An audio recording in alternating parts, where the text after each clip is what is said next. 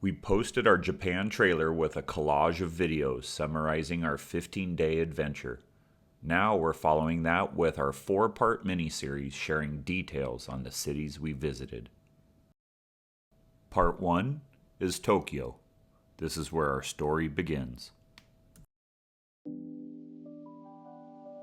We landed at Tokyo's Haneda Airport and were greeted with a humid rain that was much warmer than expected. Having set up our Express VPN at home, once we made it through customs, we picked up our pocket Wi-Fi that we got through Sakura Mobile. Next, we loaded our Suica cards that we got at the JR station and hopped on our first train to Shinjuku. Using Google Maps, which will become your best friend, we finally made our way to the Groove Hotel, which would be our home for the next 3 nights. The Groove had a very trendy vibe, check-in was smooth, and our room was on the 32nd floor with a great view of Tokyo and the neighboring Gracery Hotel below with the famed Godzilla. After all that travel, we both got our first chance to try a real Japanese Toto toilet and play with the features. The evening came quick, so we ventured out to familiarize ourselves with the area, get a quick bite to eat, and hunt down some iconic sites that we had watched researching Shinjuku. Just a couple of blocks from the Groove was the 3D cat billboard that my cat-loving wife really enjoyed. It was a successful travel day. We were settled into our home base, had our electronic tools up and rolling, and stayed up to a normal time to reset our internal clocks.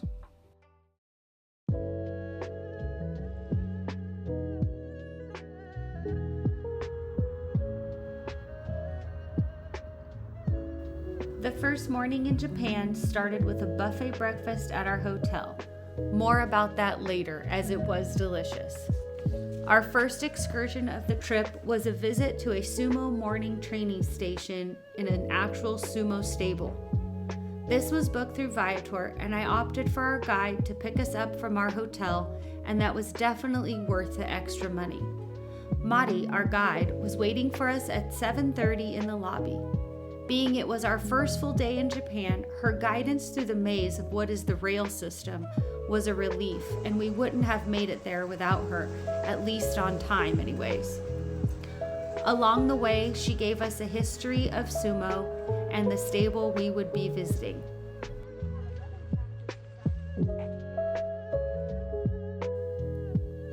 Sumo has so much tradition and history rooted in the culture of Japan. The wrestlers possess a great deal of athleticism. They may look like big fat guys, but their bodies are solid. The stable is not only where they train, they live, eat, clean, sleep in this facility, but they do have some free time on days off.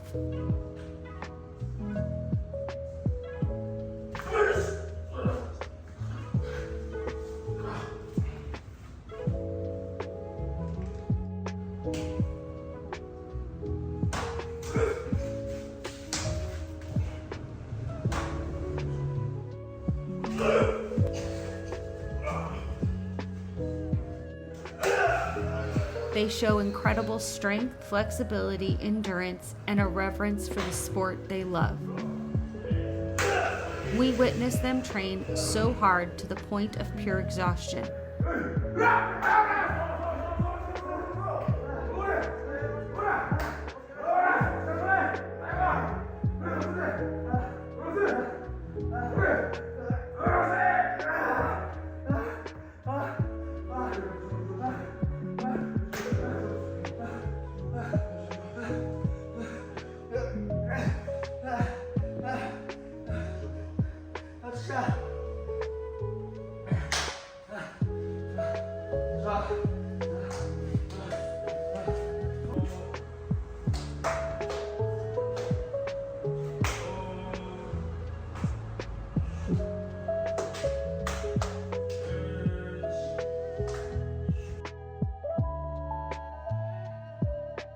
After training, they even took some time to take photos with us and other visitors. What an incredible way to kick off our trip, and this was definitely an unforgettable experience. Another highlight of this excursion was on our way back to the train station. Mari took us through the little town and to the first of many temples we would visit on our trip.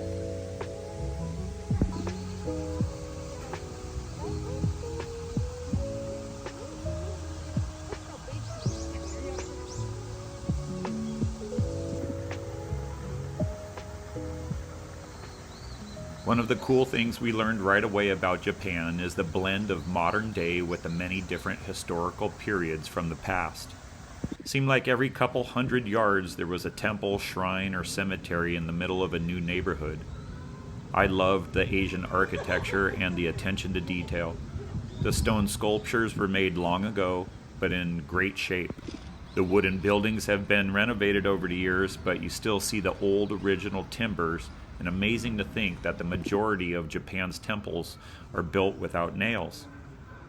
This technique is called kigumi, or wood jointing. Japan's climate is a major reason for not using nails, as metal fasteners can rust in the damp, humid weather and cause wood rot.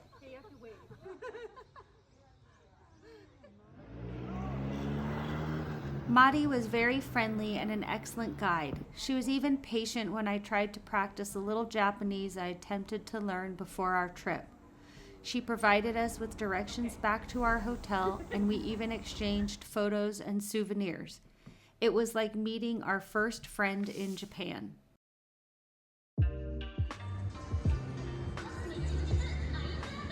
After heading back to the hotel to regroup, and then stopping for a quick bite to eat at a world classic, we jumped on another train bound for Ochanomizu. Upon arrival, we quickly found the Hajiribashi Bridge overlooking the Kanda River, with the city skyline as a stylish evening backdrop. This was a location that was on my list where, at the right moment, 3 different train lines enter and exit, crossing in an artistic fashion for the cameras. We were laughing because online people were referring to this junction as infrastructure porn.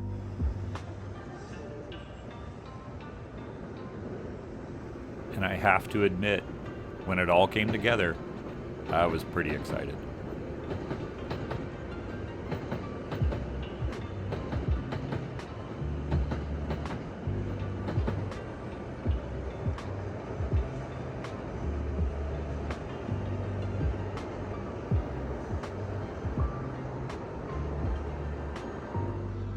The night was young, and we decided to keep jamming, so we hopped a ride over to Shibuya. You know what that means? Yep, the world-famous crosswalk, or also known as the Shibuya Scramble. It's the world's busiest pedestrian crossing, with as many as 3,000 people switching sides at a time.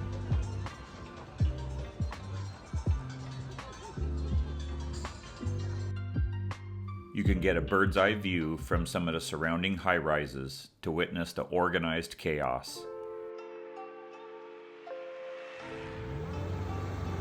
This area is also a classic spot to see tourists dressed up and living the Mario Kart dream. Shibuya had the same colorful streets, lined with neon signs, but seemed a bit more modern and cleaner than the Shinjuku district.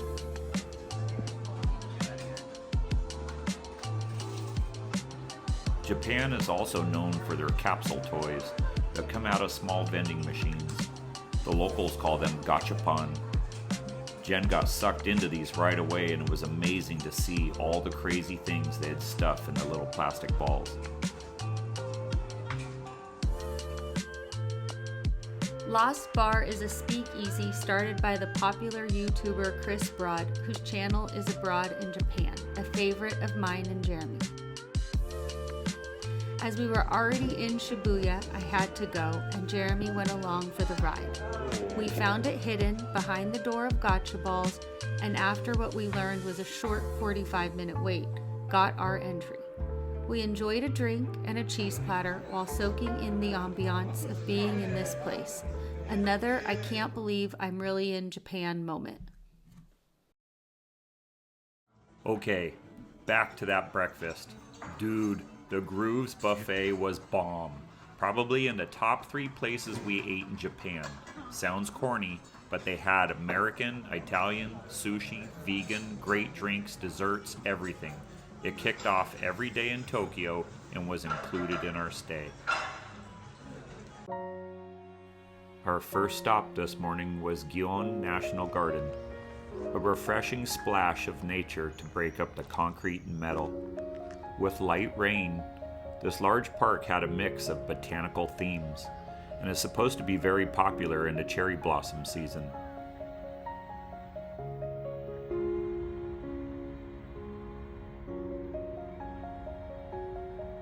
We enjoyed hiking the trails, and being that we shared a similar latitude with Japan, it was interesting to see a lot of the same vegetation as home. We re-energized at our first 7-Eleven and then explored the Akasaka Palace. This was originally built for the Crown Prince, but is now used for visiting state dignitaries. You can't take any pictures of the interior or you'll be shot. Okay, I'm exaggerating a little bit. No pictures, but security is high, and they made Jen take a drink of her water bottle to prove that it wasn't poison. It all seemed a bit out of place with this heavy European feel. The fountain was beautiful, but we were ready for more Japan.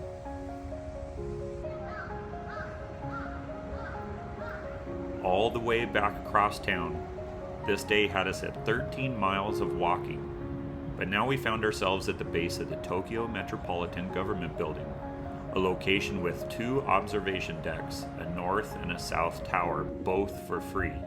This was important for me craving that drone point of view. Yep, no drones in Tokyo, but these views from the 45th floor were a good fix, and again, free.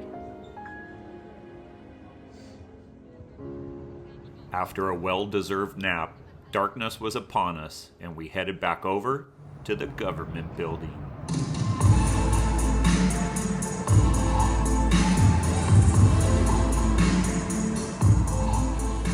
Observation deck during the day and music light show at night. Fantastic.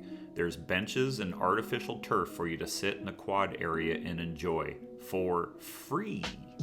This place is great and highly recommended.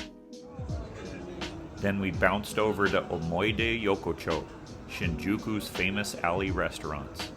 What a neat area, with these little hole-in-the-wall kitchens, and some with just enough space for 4 people to eat. The smoky air mixed with all the different smells just added to the atmosphere of tourists mixed with businessmen wrapping up their long workdays at 9 p.m.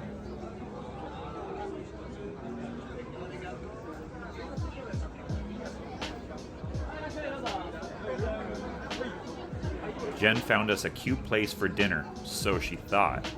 She told them 2 please, and we went in an elevator to the 3rd floor, so we ended up having an authentic yakitori meal with the locals.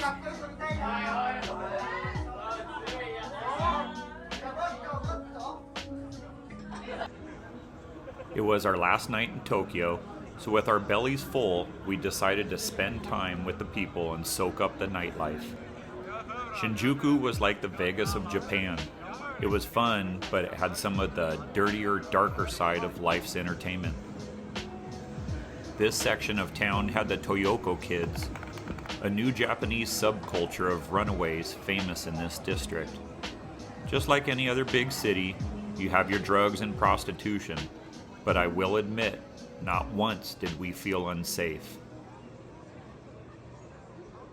I also think the constant anime vibe and the occasional cosplayers walking the streets helped detract from the red light district reputation.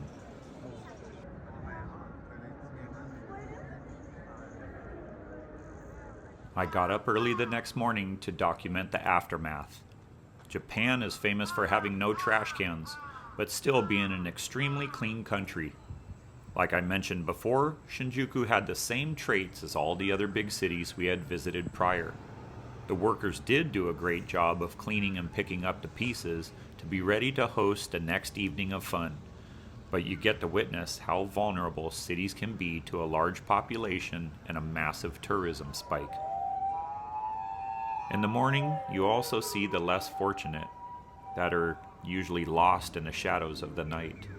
That being said, I want to reiterate that safety was never a concern.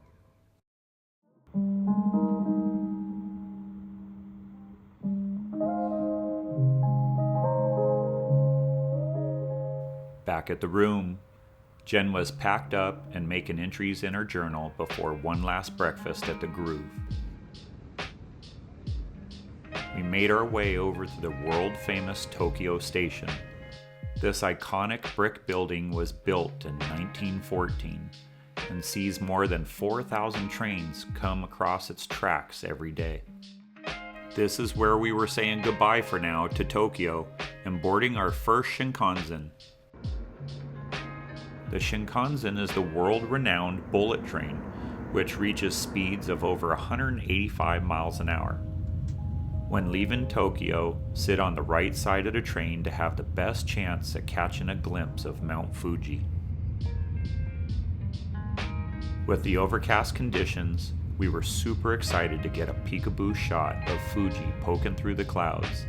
Like the Eiffel Tower or the Statue of Liberty, Mount Fuji instantly gives away your position on the planet.